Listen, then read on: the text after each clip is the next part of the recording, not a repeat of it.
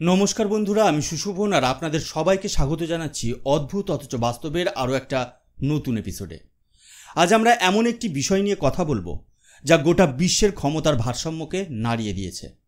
আমরা কথা বলবো সেই দেশটিকে নিয়ে যে নিজেকে গণতন্ত্রের সব থেকে বড় রক্ষাকর্তা বলে দাবি করে। হ্যাঁ, আমরা কথা বলছি আমেরিকাকে নিয়ে। কিন্তু আজ আমরা আমেরিকার সাফল্যের গল্প বলতে আসিনি। আজ আমরা সেই ফাটলের কথা বলতে এসেছি যা আমেরিকার চিন্তাভাবনার গভীরে তৈরি হয়েছে। একটা গভীর ফাটল যা বাইরে থেকে হয়তো দেখা যাচ্ছে না, কিন্তু ভেতর থেকে আমেরিকার ভিতকে দুর্বল করে দিচ্ছে। বিশ্বের যে দেশকে দেখে সবাই নিজের রণনীতি তৈরি করে, আজ সেই দেশের রাষ্ট্রপতির নিজের ঘরেই আগুন লেগেছে। ডোনাল্ড ট্রাম্প এমন একটি নাম যা নিয়ে গোটা বিশ্বে আলোচনা হয়। আজ তার নিজের দেশেই তার বিরুদ্ধে ষড়যন্ত্র শুরু হয়েছে। আমেরিকার বড় বড় বুদ্ধিজীবী যাদের মতামত শোনার জন্য গোটা বিশ্ব অপেক্ষা করে, তারা আজ খোলাখুলি বলছেন যে ট্রাম্প এমন কিছু ভুল করছেন যার ফল গোটা বিশ্বকে ভুগতে হতে পারে। এর প্রভাব আমেরিকার স্টক মার্কেট থেকে শুরু করে চাকরির বাজার সর্বত্র দেখা যাচ্ছে। আমেরিকার আকাশে আজ দুর্যোগের ঘনঘটা, আর এই দুর্যোগের কেন্দ্রে রয়েছে ভারত। আজকের এই ভিডিও আমেরিকার সেই গভীর ফাটল এবং ভারতের সেই মাস্টার স্ট্রোকের নামে, যা দেখে আমেরিকার রাষ্ট্রপতির ঘুম উড়ে গেছে। শেষ পর্যন্ত সঙ্গে থাকুন, কারণ আজ আপনারা এমন কিছু জানতে চলেছেন যা আপনার চিন্তাভাবনার জগৎকে নাড়িয়ে দেবে। বন্ধুরা, জিওপলিটিক্স একটা দাবা খেলার মতো। এখানে প্রত্যেকটা চাল খুব ভেবে চিন্তে দিতে হয়। আর এই খেলায় ভারত সম্প্রতি এমন একটা চাল দিয়েছে যা দেখে হোয়াইট হাউসের অন্তরে ভূমিকম্প শুরু হয়ে গেছে। একদিকে যখন ডোনাল্ড ট্রাম্প চিৎকার করে ভারতকে হুমকি দিচ্ছেন, রাশিয়ার সাথে সম্পর্ক শেষ করার জন্য চাপ দিচ্ছেন, ঠিক সেই সময় প্রধানমন্ত্রী নরেন্দ্র মোদী রাশিয়ার প্রেসিডেন্ট ভ্লাদিমির পুতিনের সাথে ফোনে এক দীর্ঘ আলোচনা সারেন। ভাবুন একবার পরিস্থিতিটা। ট্রাম্প বলছেন, তোমরা রাশিয়া থেকে তেল কিনবে না, অস্ত্র কিনবে না, ওদের সাথে কোনো সম্পর্ক রাখবে না, কারণ এটা আমার পছন্দ নয়। আর এর জবাবে প্রধানমন্ত্রী মোদী কী করলেন? তিনি পুতিনকে ফোন করে বললেন, আসুন আমাদের স্পেশাল অ্যান্ড প্রিভিলেজ স্ট্র্যাটেজিক পার্টনারশিপকে আরও গভীর করা যাক। ডিপ্লোমেসির ভাষায় এটাকে বলে সরাসরি মুখে জবাব দেওয়া। এটা কোনো সাধারণ ফোন কল ছিল না বন্ধুরা। ভারতের ন্যাশনাল সিকিউরিটি অ্যাডভাইজার অজিত দোভালের রাশিয়া সফরের ঠিক 24 ঘন্টার মধ্যে এই ফোন কল হয়। অর্থাৎ এটা একটা সুপরিকল্পিত পদক্ষেপ ছিল। প্রধানমন্ত্রী মোদী টুইট করে বলেন, আমার বন্ধু প্রেসিডেন্ট পুতিনের সাথে খুব ভালো এবং বিস্তারিত আলোচনা হয়েছে। আর এই আলোচনার বিষয়বস্তু কী ছিল জানেন? ইউক্রেন। হ্যাঁ, সেই ইউক্রেন যাকে নিয়ে ট্রাম্প গোটা বিশ্বে নিজের ঢাক পেটাতে চেয়েছিলেন। এই ফোন কলের মাধ্যমে ভারত গোটা বিশ্বকে, বিশেষ করে আমেরিকাকে একটা স্পষ্ট বার্তা দিয়েছে। বার্তাটা হলো, ভারত একটা সার্বভৌম দেশ। ভারতের বিদেশ নীতি কোনো তৃতীয় দেশের চাপে নির্ধারিত হবে না। আমরা কার সাথে বন্ধুত্ব করব, কার থেকে তেল কিনব আর কার থেকে অস্ত্র কিনব, সেই সিদ্ধান্ত দিল্লির হবে, ওয়াশিংটনের নয়। এই একটা চালেই ট্রাম্পের সমস্ত অহংকার চূর্ণ বিচূর্ণ হয়ে গেছে। তিনি যে চাপ সৃষ্টি করার খেলা খেলছিলেন, ভারত সেই খেলার নিয়মই বদলে দিয়েছে। এবার আসি সেই বিষয়ে যা ট্রাম্পকে সবচেয়ে বেশি কষ্ট দিচ্ছে, সেটা হলো ইউক্রেন। ট্রাম্প ভেবেছিলেন রাশিয়া ইউক্রেন যুদ্ধের অবসান তিনি ঘটাবেন। তিনি হলেন শান্তির দূত, আর এর জন্য তিনি নোবেল শান্তি পুরস্কারও পেয়ে যাবেন। তিনি পুতিনকে প্রস্তাব দিয়েছিলেন যে তুমি ইউক্রেনের 20% জমি রেখে দাও আর বাকি খনিজ সম্পদের 50% আমাকে দাও, আমরা দুজনে মিলে ইউক্রেনকে ভাগ করে নিই। ভাবুন একবার, কি ভয়ঙ্কর মানসিকতা। যুদ্ধ করলো রাশিয়া, মরল রাশিয়ার সেনারা, বিলিয়ন বিলিয়ন ডলার খরচ হলো রাশিয়ার, আর ট্রাম্প এসে বলছেন এসো ভাগ করে নিই। পুতিন একজন অত্যন্ত ধুরন্ধর নেতা। তিনি ট্রাম্পের এই প্রস্তাবে দুর্বলতা খুঁজে পান। তিনি বুঝে যান যে লোকটা 20% জমির জন্য রাজি হতে পারে, সে 100% জমির জন্য রাজি হয়ে যাবে। পুতিন বুঝে গিয়েছিলেন যে ট্রাম্প শুধু বড় বড় কথা বলতে পারেন, কাজের বেলায় তিনি দুর্বল। আর ঠিক এই সময়েই ভারত এই খেলায় প্রবেশ করে। যখন প্রধানমন্ত্রী মোদী পুতিনের সাথে ইউক্রেন নিয়ে আলোচনা করেন, তখন ট্রাম্পের বুঝতে বাকি থাকে না যে এই খেলার ক্রেডিট আর একা তার পকেটে যাবে না। যে লাড্ডুটা তিনি একা খেতে চেয়েছিলেন সেই লাড্ডুতে এখন ভারতও ভাগ বসিয়েছে। আর ভারতের প্রবেশ মানে এই শান্তি প্রক্রিয়ায় ভারতের মতামতকেও গুরুত্ব দিতে হবে। এটা ট্রাম্পের কাছে একটা সরাসরি চ্যালেঞ্জ। তিনি ভারতকে দাবিয়ে রাখতে চেয়েছিলেন, আর ভারত আজ বিশ্বমঞ্চে তার পাশেই একটা চেয়ার টেনে বসে পড়েছে। এটাই হলো নতুন ভারতের পরিচয়, এটাই হলো ভারতের স্ট্র্যাটেজিক অটোনমি। এবার আসা যাক ট্রাম্পের সবচেয়ে বড় অস্ত্র অর্থাৎ ট্যারিফের বিষয়ে। ট্রাম্প ভেবেছিলেন ভারতের উপর 50% ট্যারিফ চাপিয়ে তিনি ভারতের অর্থনীতিকে হাঁটুতে বসিয়ে দেবেন। কিন্তু তিনি হয়তো এটা ভুলে গিয়েছেন যে বুমেরাংয়ের মতো কিছু জিনিস উল্টো দিকেও ফিরে আসে। এই ট্যারিফের ফলে ভারতের যতটা না ক্ষতি হয়েছে তার চেয়ে অনেক বেশি রক্ত ঝরছে আমেরিকার সাধারণ মানুষ আর আমেরিকান কোম্পানিগুলোর। ব্যাপারটা খুব সহজ। যখন ভারতীয় পণ্যের উপর 50% ট্যারিফ বসানো হয় তখন আমেরিকায় এই পণ্যের দাম বেড়ে যায়। এই বর্ধিত দামটা কে দেয়? ভারতীয় কোম্পানি না, এই দামটা দেয় আমেরিকার সাধারণ ক্রেতা। অর্থাৎ ট্রাম্প শাস্তি দিতে চাইছেন ভারতকে, আর শাস্তি পাচ্ছে তার নিজের দেশের নাগরিকরা। আমেরিকার প্রাক্তন ভাইস প্রেসিডেন্ট মাইক পেন্স, যিনি ট্রাম্পেরই সহকর্মী ছিলেন, তিনি টুইট করে বলেছেন, American companies and American consumers pay the cost of American tariffs. অর্থাৎ ট্যারিফের বোঝা আমেরিকান কোম্পানি আর ক্রেতাদেরকেই বহন করতে হয়। তাহলে প্রশ্ন হলো, ট্রাম্প কি এতটাই অবুঝ যে তিনি এই সহজ অর্থনীতিটা বোঝেন না? না, তিনি সব বোঝেন। আসলে এটা তার একটা বুলিং ট্যাকটিক, একটা ভয় দেখানোর কৌশল। কিন্তু তিনি হয়তো এটা জানেন না যে ভারতীয়রা ভয় পেয়ে মাথা নত করার জাতি নয়। যদি আপনাদের এখনও বিশ্বাস না হয় যে এই ট্যারিফ আমেরিকার জন্য কতটা ক্ষতিকর, তাহলে আপনাদের একটা জলজ্যান্ত উদাহরণ দিই। ফোর্ড, আমেরিকার সবচেয়ে বড় এবং ঐতিহ্যবাহী গাড়ি প্রস্তুতকারক সংস্থাগুলোর মধ্যে একটি। ট্রাম্পের নীতির সবচেয়ে বড় সমর্থক হওয়ার কথা ছিল তাদের।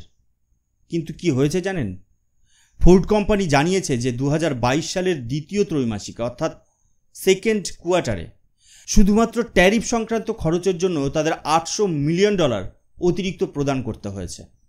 এর ফলে কোম্পানির বার্ষিক মুনাফা প্রায় $3 বিলিয়ন কমে যাওয়ার আশঙ্কা রয়েছে। ভাবুন একবার, যে ট্যারিফ আমেরিকার কোম্পানিগুলোকে রক্ষা করার জন্য আনা হয়েছিল, সেই ট্যারিফই আজ তাদের ধ্বংসের কারণ হয়ে দাঁড়িয়েছে। ফোর্ডের সিইও জিম ফার্লি বলেছেন যে তারা প্রতিদিন ট্রাম্প প্রশাসনের সাথে কথা বলছেন এই আত্মঘাতী ট্যারিফ থেকে মুক্তি পাওয়ার জন্য। গল্পটা এখানেই শেষ নয়। একটি গাড়ির সমস্ত যন্ত্রাংশের একটিও দেশে তৈরি হয় না। কিছু আসে ভারত থেকে, কিছু চীন থেকে, কিছু থাইল্যান্ড থেকে। ট্রাম্প এই সব কিছুর উপর ট্যারিফ বসিয়ে দিয়েছেন। ফলে আমেরিকায় তৈরি হওয়া গাড়ির দামও আকাশ ছোঁয়া হয়ে যাচ্ছে। যে আমেরিকানরা নিজেদের দেশের তৈরি গাড়ি কিনছে তাদেরও বেশি দাম দিতে হচ্ছে। ট্রাম্প মেক ইন আমেরিকার নামে আসলে ব্রেক ইন আমেরিকা করছেন। তিনি নিজের দেশের শিল্পকেই পঙ্গু করে দিচ্ছেন। আর এই সত্যটা যখন আমেরিকার মানুষ বুঝতে পারছে, তখন সেই ফাটলটা আরও চওড়া হচ্ছে। যখন কোনো নেতা দেখেন যে তার বাইরের দেশের উপর চাপানো কৌশল ব্যর্থ হচ্ছে, তখন তিনি নিজের দেশের মানুষকে ভয় দেখাতে শুরু করেন। আর ট্রাম্প এখন ঠিক সেটাই করছেন। তিনি আমেরিকানদের ভয় দেখাচ্ছেন 1929 সালের গ্রেট ডিপ্রেশনের। তিনি বলছেন, যদি তোমরা আমার বিরোধিতা করো, যদি আদালত আমার বিরুদ্ধে যায়, তাহলে আমেরিকায় আবার 1929 সালের মতো মহামন্দা ফিরে আসবে। কি হয়েছিল এই গ্রেট ডিপ্রেশনের সময়? আমেরিকার লক্ষ লক্ষ মানুষ বেকার হয়ে গিয়েছিল, হাজার হাজার ব্যাংক দেউলিয়া হয়ে গিয়েছিল, রাস্তায় রাস্তায় মানুষ খাবারের জন্য ভিক্ষে করত। এটা ছিল আমেরিকার ইতিহাসের সবচেয়ে কালো অধ্যায়। ট্রাম্প এখন সেই কালো অধ্যায়ের ভয় দেখিয়ে নিজের ক্ষমতা টিকিয়ে রাখতে চাইছেন। তিনি বলছেন যে তার ট্যারিফ নীতির ফলে আমেরিকার স্টক মার্কেট প্রতিদিন নতুন রেকর্ড তৈরি করছে। কিন্তু সত্যিটা হলো, কয়েক সপ্তাহ আগেই আমেরিকান স্টক মার্কেট থেকে $1 ট্রিলিয়ন মুছে গিয়েছিল। ট্রাম্প খোলাখুলি মিথ্যে কথা বলছেন, আর যখন তার এই মিথ্যাচার ধরা পড়ছে, তখন তিনি মানুষকে ভয় দেখাচ্ছেন। এটা একজন শক্তিশালী নেতার লক্ষণ নয়, এটা একজন পরাজিত হতাশাগ্রস্ত ব্যক্তির আর্তনাদ। তিনি বুঝতে পারছেন যে তার পায়ের তলার মাটি সরে যাচ্ছে, তাই তিনি এখন ভয়ের রাজনীতি করছেন। সবচেয়ে মজার ব্যাপার হলো, ট্রাম্পের এই ভারত বিরোধী নীতির বিরুদ্ধে আজ খোদ আমেরিকার মানুষই রুখে দাঁড়িয়েছে। আমেরিকার বড় বড় নেতা, ডিপ্লোম্যাট এবং বুদ্ধিজীবীরা আজ ভারতের পক্ষে কথা বলছেন। তারা বুঝতে পারছেন যে ট্রাম্পের এই হঠকারী সিদ্ধান্তের ফলে আমেরিকা তার 21 শতকের সবচেয়ে গুরুত্বপূর্ণ বন্ধুকে হারাতে চলেছে। প্রাক্তন মার্কিন deputy secretary of state cart Campbell বলেছেন, প্রধানমন্ত্রী মোদির ট্রাম্পের সামনে মাথা নত করা উচিত নয়, আর তিনি করবেনও না। তিনি আরও বলেন যে 21 শতকে আমেরিকার জন্য সবচেয়ে গুরুত্বপূর্ণ সম্পর্ক হলো ভারতের সাথে, আর ট্রাম্প সেই সম্পর্ককেই ঝুঁকির মুখে ফেলে দিয়েছেন। কংগ্রেস সদস্য অ্যামি বেরা বলেছেন যে ট্রাম্পের এই ট্যারিফ নীতি একটা বুলিং ট্যাকটিক এবং ভারতীয়রা এই ধরনের আচরণ ভালোভাবে নেয় না। তিনি পরামর্শ দিয়েছেন যে ভারতের উচিত ট্রাম্পের সব কথায় কান না দিয়ে দীর্ঘমেয়াদী সম্পর্কের দিকে নজর রাখা। অর্থাৎ তারা নিজেরাই স্বীকার করছেন যে ট্রাম্প একটি ভুল করছেন এবং ভারতকে ধৈর্য ধরতে বলছেন। তারা বলতে চাইছেন, ট্রাম্প আজ আছে, কাল নেই, কিন্তু ভারত আমেরিকা সম্পর্ককে আমাদের বাঁচিয়ে রাখতে হবে। এখন প্রশ্ন হলো, ভারতের কি করা উচিত? আমেরিকার বিখ্যাত অর্থনীতিবিদ এবং জন হপকিন্স ইউনিভার্সিটির অধ্যাপক স্টিভ হ্যাঙ্কের খুব সুন্দর একটা উত্তর দিয়েছেন। তিনি বলেছেন, নেপোলিয়নের একটি বিখ্যাত উক্তি আছে, যখন তোমার শত্রু নিজেকে ধ্বংস করার প্রক্রিয়ায় লিপ্ত থাকে তখন তার কাজে কখনো বাধা দিও না। তিনি মনে করেন ট্রাম্প নিজেকে নিজেই ধ্বংস করছেন। তিনি ভারতকে পরামর্শ দিয়েছেন, প্রধানমন্ত্রী মোদি এবং বিদেশমন্ত্রী এস জয়শঙ্করের উচিত তাদের তাস বুকের কাছে চেপে ধরে রাখা এবং সঠিক সময়ের জন্য অপেক্ষা করা। তার মতে ট্রাম্পের এই তাসের ঘর খুব শীঘ্রই ভেঙে পড়বে, কারণ এর অর্থনৈতিক ভিত্তিটা বালির উপর দাঁড়িয়ে আছে। এই সমস্ত আমেরিকান বুদ্ধিজীবীরা ভারতকে একটাই বার্তা দিচ্ছেন, শান্ত থাকুন, ধৈর্য ধরুন।